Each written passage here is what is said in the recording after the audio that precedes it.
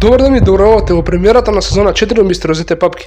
Денес ќе го истражиме убиството на познатиот мобстер Бакси Сигел. Човекот кој изградил многу казина со кој денес го асоцираме луксузниот Лас Вегас.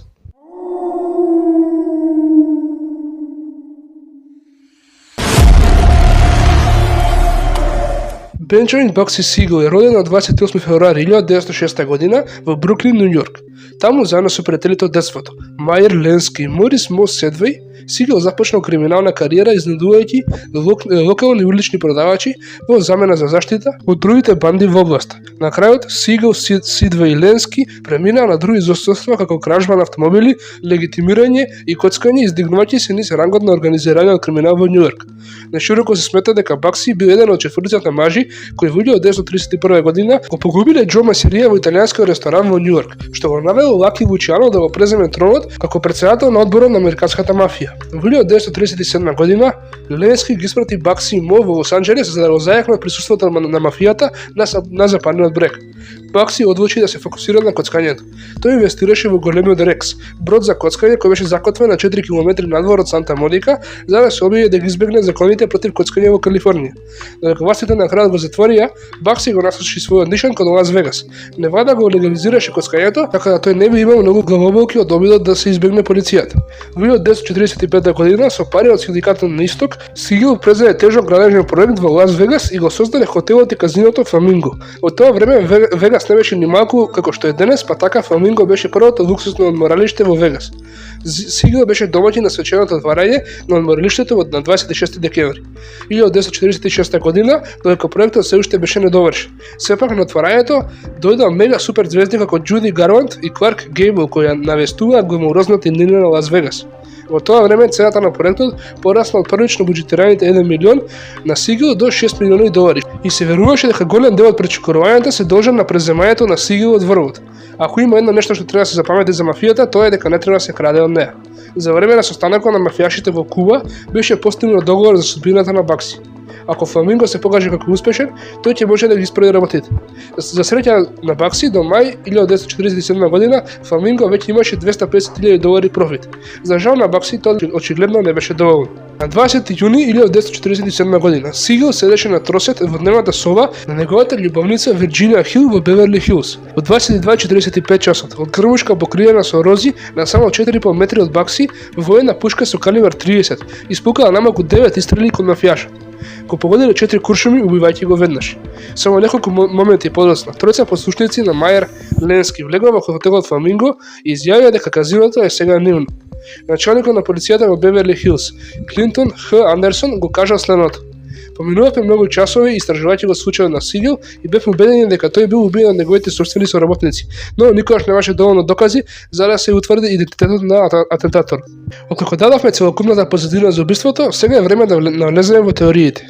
Првата теорија е дека Еди Канизаро, познат како човекот мачка, губи Бакси Сигел. Канизаро почина во 1987 година од срцева слабост, но пред да умре, повика новинари и федерални агенти на смртната постела, каде што признал 7 убиства, вклучувајќи го и она на Сигел.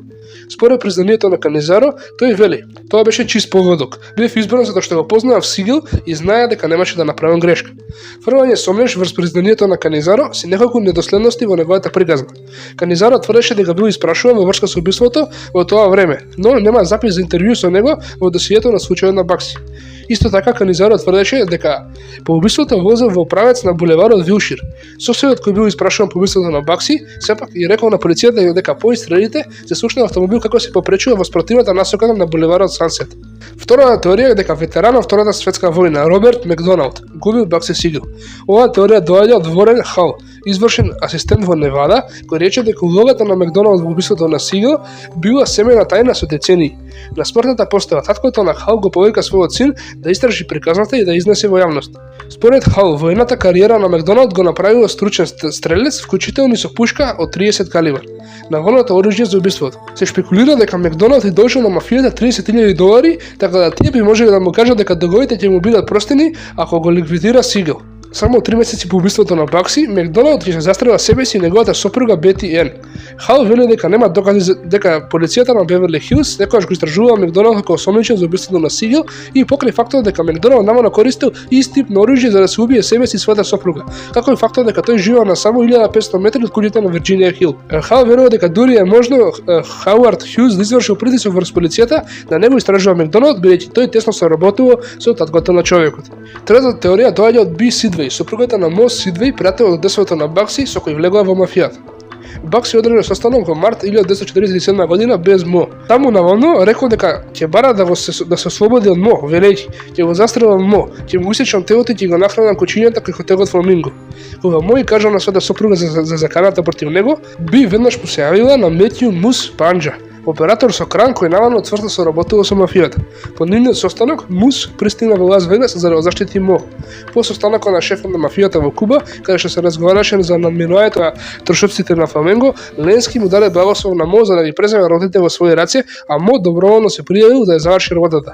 И помина неколку недели вижбајќи ги своите вештини за пукање. Според Би, кога го повлекол чрпалото, Мус побрзал до автомобилот и возел директно кон Санта Моника, каде ја скршил пушката, оставајќи го кундакот од пиштолот на покривот, а цевката е фрлил во океанот.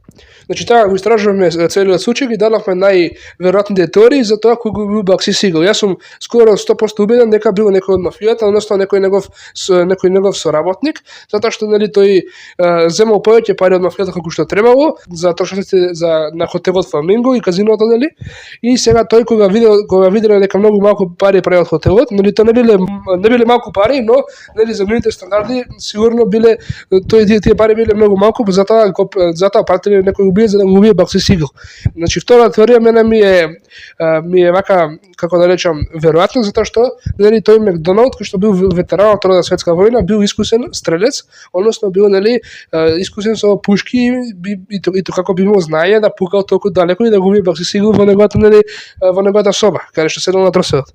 Сега тој како и да би имал и мотив би имал затоа што ти должен на мафијата $30,000 и нели би можеле да му рекле ти го простиме долгов, ти утепај го овој човеков, не ќе ти кажеме кога го утепаш, ти ги знаеш сите тие работи, ти ги простиме парите, нема да ти ги бараме, ако го утепаш Бакси Сигел. Значи тоа и тоа како ми е веројатно, првата теорија некако не ми е веројатна, тоа што тој Канизаро, нели, кога бил на смртна постела, призна 7 убиства, и сега кога сте веќе во таква ситуација и некој човек како него што мафијаш, тој нели со своето его може нели да каже да, јас убив што повеќе луѓе, нели, за да се мисли на него дека е бил страшен човек, нели, пред смрт. Третата теорија ми исто онака доста веројатно, затоа што нели таа самата жена на овој Мо Сидвеј, кој што нели Бакси му се заканил на Мо дека ќе го убие. И оваа се жена го слушала сето тоа и порасна таа кажува на новинари дека да, јас бев сведок, дека мојот маж му кажа на тој Панџа Мус дека се спрема да го убијат Бакси Сигел.